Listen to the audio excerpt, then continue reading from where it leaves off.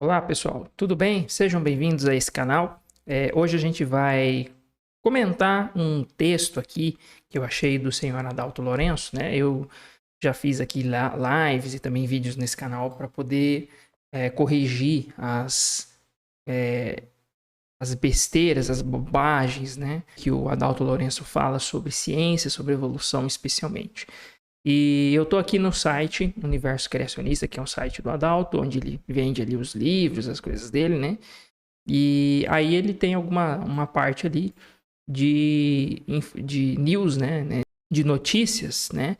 De ciência. E aí ele escreve alguns textos ali comentando essas notícias. E claro, não poderia deixar de ser, né? Sempre são textos, né, comentários assim, distorcendo, né, a ciência ou simplesmente falando besteira, né? E aqui eu escolhi um texto em que ele fala sobre a descoberta, né, de acho que um filhote de lobo que foi encontrado na Sibéria congelado, tá? Bom, eu vou ler aqui alguns trechos para vocês e a gente vai comentar então o que o senhor Adalto vai falar sobre esse assunto. Olha só. Cientistas russos descobriram o corpo de um canino perto de Yakutsk, no leste da Sibéria, preservado em permafrost, né? O nariz, o pelo e os dentes do espécime estão notavelmente intactos. Aí, aqui ele fala aqui então sobre algumas falas daqui dos cientistas que descobriram, né? E aí ele diz o seguinte, ó. Normalmente é relativamente, isso aqui são cientistas dizendo, normalmente é relativamente fácil dizer a diferença entre os dois, cães e lobos, já que, né, temos muitos dados deles, né, e com essa quantidade de dados você esperaria saber se era um ou outro.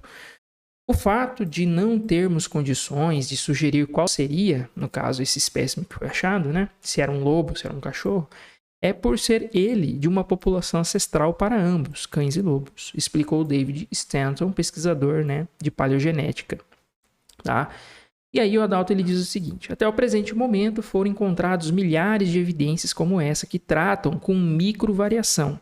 Aí ele coloca entre parênteses, erroneamente chamado de microevolução, pois não há evolução. Então vamos lá.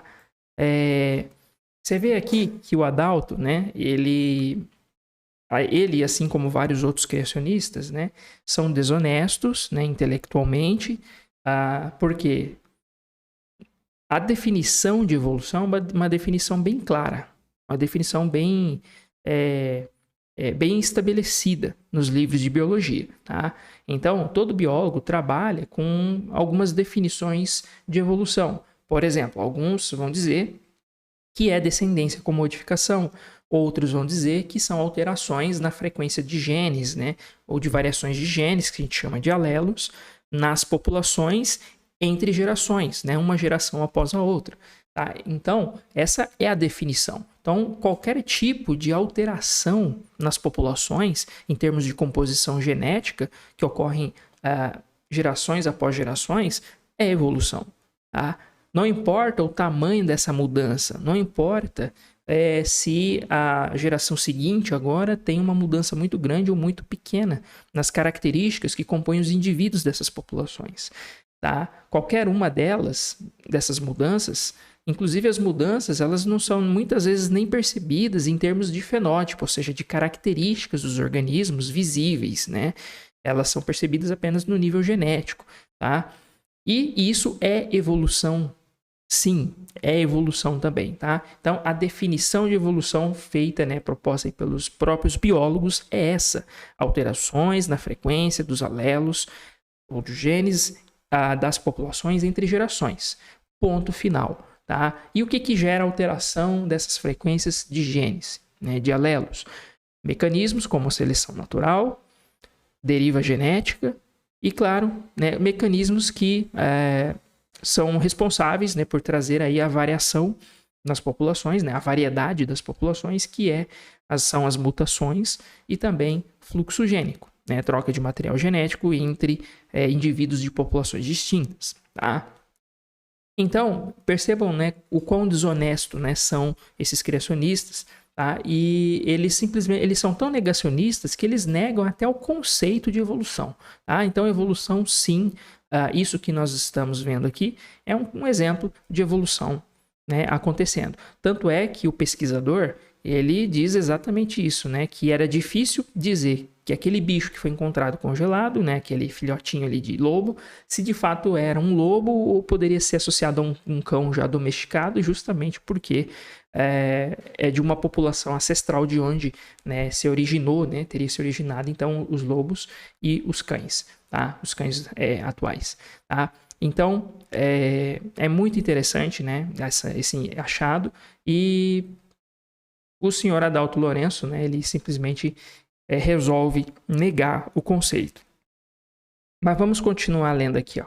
Até o presente momento, aliás, eu já li isso aqui. Aí ele diz, o Adalto continua dizendo o seguinte: os criacionistas defendem um modelo de tipos básicos que podem gerar descendentes que apresentem variações adaptativas e variações não adaptativas. Olha só, né?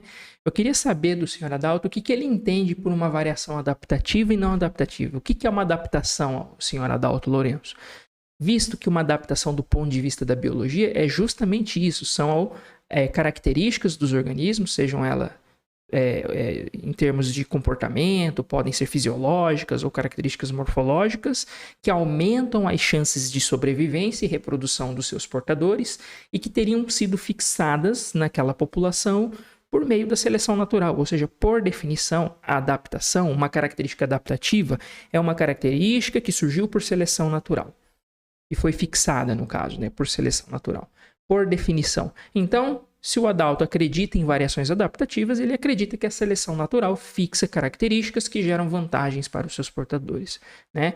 Porque é engraçado, né? Eu digo isso porque é engraçado que o Adalto, eu já vi ele negar que seleção natural possa fazer alguma coisa, como, por exemplo, fixar características que gerem vantagens, por exemplo. Agora vamos para a parte final aqui. Para que a tese evolucionista pudesse ser verdadeira, a quantidade de adaptações e variações teria que ser ilimitada. Mentira. Isso é mentira e demonstra ignorância da parte do Sr. Adalto com relação à evolução. Ele nunca estudou um livro de evolução sério na vida dele, pelo que dá para perceber, né? Não é verdade isso. Variações, elas ocorrem nas populações, e é claro que as variações, elas vêm da onde? Da onde que vem a origem das variações? Vem das mutações, como eu já mencionei, e vem também de fluxo gênico. Então, e as mutações, para que elas ocorram, né, quando elas ocorrem numa população, elas vão ocorrer onde? Vão ocorrer no genes, né, no conjunto de genes que já existe naquela população. E genes novos, obviamente, podem surgir e surgirem novas funções. Isso eventualmente pode acontecer. Então, não é verdade, né, que a quantidade de adaptações e variações teria que ser ilimitada. Não, ela sempre vai ser limitada. Por quê que vai ser limitada? Porque as variações que vão ocorrer e, portanto, as adaptações que vão ocorrer nos organismos, que se compõem as populações, vai ocorrer justamente em cima daquela variedade genética e variedade morfológica pré-existente, né? Nenhuma característica vai surgir simplesmente do nada, né? Embora existam casos de genes, né, que surgem, que nós chamamos, né, que são chamados genes de novo, que eles acabam surgindo, né, novos genes e que emergem novas funções. Só que mesmo nesse caso, desses genes, eles surgem, né, esses genes de novo, eles surgem a partir de fragmentos, né, de sequências de nucleotídeos pré-existentes, mesmo que essa sequência talvez não necessariamente fosse um gene, mas de qualquer forma é necessário que haja uma sequência pré-existente, e aí mudanças que ocorrem em cima dessa sequência de nucleotídeos, de pares de base, né, que compõem o que a gente chama de DNA, aí é que surgem os genes, tá? Pode ser tanto genes pré-existentes ou pode ser outras sequências que não são codificantes, né, que não são genes necessariamente.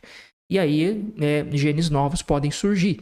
Ou seja, de qualquer forma, o surgimento de características novas, de novos alelos e etc., novos genes, depende sim de uma existência pré-existente, de uma sequência, né? Sequência de nucleotídeos, de DNA pré-existente. Não é algo assim que surge do nada, né? Simplesmente. Tá? Então, sim, temos variações pré-existentes, temos características pré-existentes, e as mudanças nos organismos ocorrem em cima dessas características pré-existentes. Portanto, nesse sentido, nós temos então sim aí algum tipo de limitação, o que não impediu do processo evolutivo ocorrer da forma como ocorreu ao longo da história do nosso planeta. A maneira como a informação genética está armazenada, é utilizada e é repassada não permite que tais adaptações e variações possam ocorrer a não ser dentro de limites que impedem transmutação biológica ou evolução. Mentira. Tá?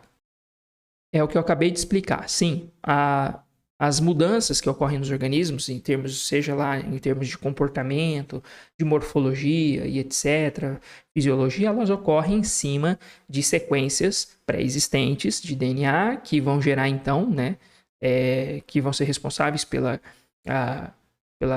geração de características dos organismos. Tá? Então, existem essas sequências pré-existentes que vão sofrer modificações por meio de mutações, por meio de fusão de genes, por exemplo, fusão cromossômica e etc. Então, sequências novas vão aparecer e, portanto, características novas vão aparecer. Algumas dessas características novas que eventualmente possam aparecer podem ter um valor adaptativo e outras não. As que tiverem valor adaptativo serão selecionadas positivamente e poderão ser fixadas numa população. E aí, o Sr. Adalto termina dizendo que o modelo criacionista permanece coerente com as descobertas científicas. Não, não é modelo criacionista, meu caro. Aqui é a teoria da evolução. Teoria da evolução. Engraçado que o Adalto fala de modelo de variação adaptativa e não adaptativa. Isso vem da teoria da evolução. Isso vem da genética de populações.